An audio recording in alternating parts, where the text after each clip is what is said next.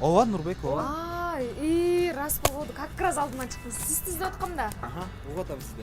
Нурбек, сиз менин балдарымдын бирөөсүнүн атасысыз. Жок, чоңуз, сиз алмаштырып алдыңыз, бирөөгө алмаштырып алдыңыз мени. Алмаштырбай эле? Фамилияңыз Юлдашевпи? Ооба, мен Ошо Юлдашев Нурбек. Сиз эле? кайсы жылдары? Жок, коюңузчу чоңуз, мен сизди биринчи жолу көрүп атсам. Коюңуз, мени алмаштырып алдыңыз чоңуз. Сиз мени туура эмес түшүнүп калдыңыз окшойт. Мен 80-мектепте мугалим болуп иштейм да. Анан сиздин балаңыз боюнча эле сурашайын дегем.